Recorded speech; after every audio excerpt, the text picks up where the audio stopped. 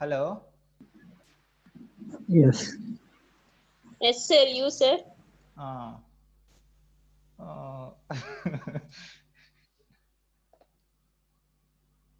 I have not yet yet.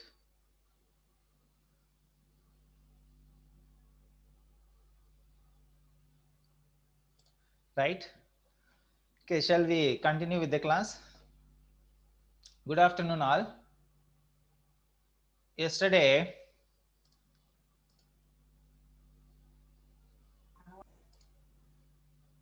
uh, we have started this topic, data and address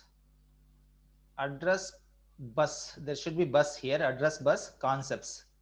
CONCEPT concepts, right? Data and address bus concepts. And if you see, we have processor, and all the processing is done at or within the processor here, CPU. Whereas the instructions, okay, what functionality you want to have, that functionality is achieved through program. Okay, that program is not stored in the processor CPU. The program is executed in the CPU. It is not stored in the processor. It is stored in the memory. Okay, it is stored in the memory.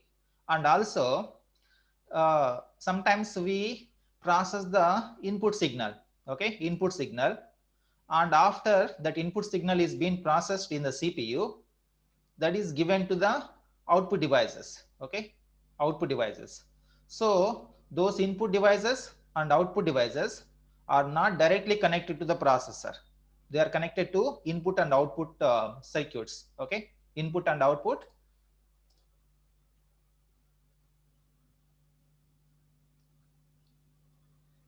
Okay, input and output.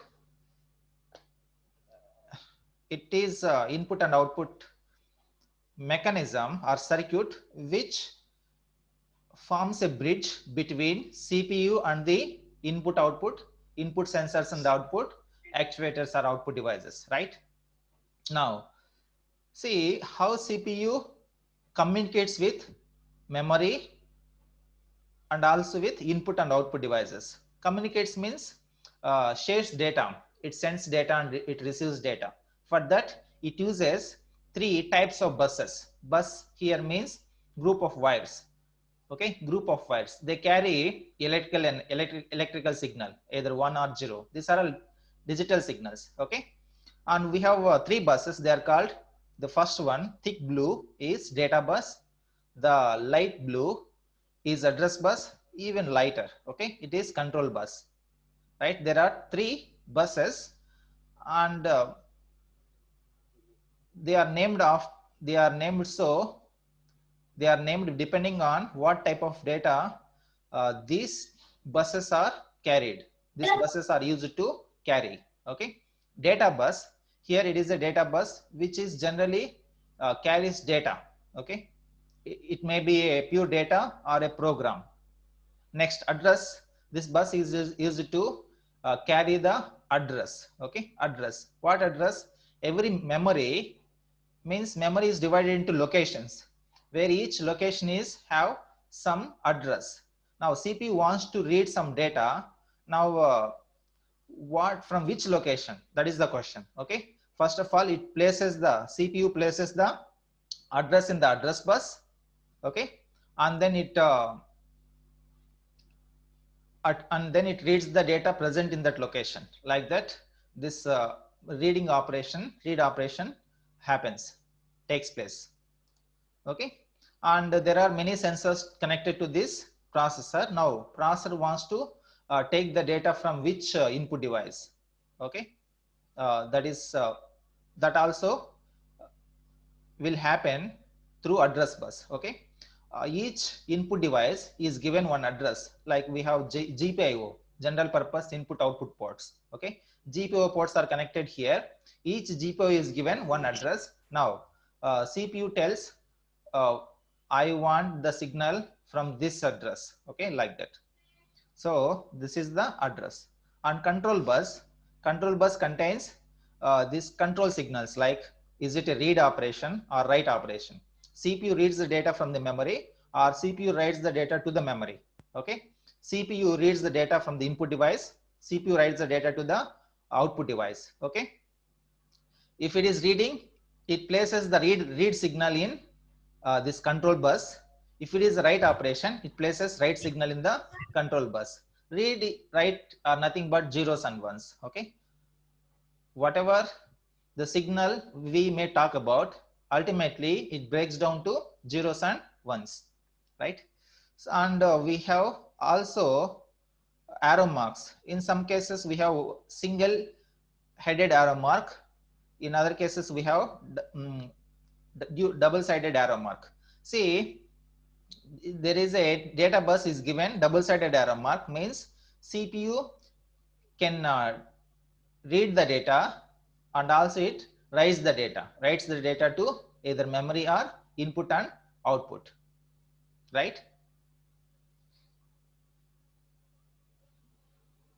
Next, whereas address bus, see address bus, the direction of the address bus is from the CPU to other devices, either memory or input output. Okay, CPU is the one which generates the address. Okay, and depending on what address that CPU is generating, from that location or from that input device or to that output device, the data is read or written. Okay. Next, the same thing is written in this slide and also in the next slide. Let me read what is there in the slide. In addition to manipulating data, a processor's job is to read data and instructions from memory, read and write data to memory, write data to output devices, and read data from input devices. That's what we have said. So processor, it executes instructions. Where those instructions are stored? They are stored in the memory, right? They are stored in the memory. It fetches the instructions, it processes them, and after processing, if depending on the instruction, it may write the data to the write the data back to the memory. Okay, means both reading operation and also writing operation is happening. Okay, with the data, with the memory, means, right? The same is true for input device and output devices. Processor takes the input signal from input device. After the signal is being processed, it may write the data to the output device. Okay. Next, to do these functions, the processor communicates with other devices using 3 buses, a bus being a group of signals. I'm just reading this slide. Next, how many buses are there? There are 3 buses. Data bus, which carries the data between the processor and other devices, right? Data bus. What is the main use of data bus? Okay, bus is just a group of wires. In that group of wires, we transfer data. Okay, we use that group of wires to carry data from processor to memory or and input output devices. This bus is bidirectional. Okay, as we said, this bus is bidirectional. Why it is bidirectional? Sometimes processor reads the data, sometimes it writes the data to either memory or input output devices. Okay, next, another type of bus is address bus. Okay, this is the address bus. Now in this diagram, it is shown in the middle. Above, at the top, we have data bus. At the bottom, we have control bus. In between these two, we have address bus, right? Address bus, which carries the address information from the processor to memory. Suppose processor wants to fetch the instruction, next instruction, it has to place the address of that instruction in the address bus. Okay, address bus. For that purpose, we use address bus. Okay, is it right? And if the processor wants to write to some output device, let's say if this processor wants to write to some output device, each output device is given one address. Okay, now it places the address in the address bus. Accordingly, that particular output device will be activated. All other output devices will remain inactive. Okay, now that's how.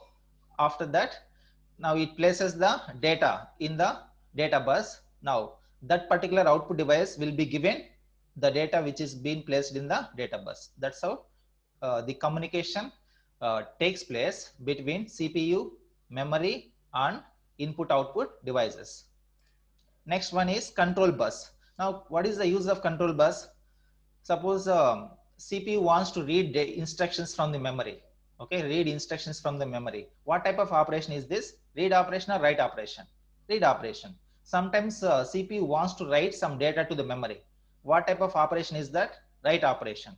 So now control bus. Now see, this is how read write takes place. Now it places the address in the address bus first, and then it places type of operation. Is it a read operation or write operation? Okay, let's say it places address of some location, 500 location.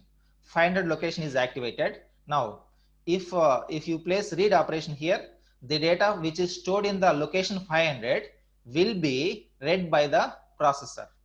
Okay, that is how read operation takes place. If it is write operation, how write operation takes place? First of all, CPU places the address to which location the data is to be written. Okay, that address is placed in the address bus. Next, now it places the operation, type of operation in the control bus. For reading, let's say 0, for writing 1. Okay, if it is 1, it is a write operation, and then it places the data in the data bus. So this data will be written into the address location, will be written into the location with the address which is placed in the address bus, because we have placed 1 here. 1 means write operation, let's say. Okay, like that. Next, control bus, which carries control status information such as whether the operation is read or write operation, indication of address errors. It also carries, okay, address errors. Sometimes you may encounter errors like address errors, or you do certain operations like move operations, this operations, and so on. Sometimes they may fail to execute, they may fail to process. In those cases, this control bus carries such information, as well as processor reset signals. Reset signals, read operation, write operation, clock signal. Okay, these are all parts of the control bus. Okay, these are all parts of the control bus, and also interrupt signals. So control bus may contain interrupt signals,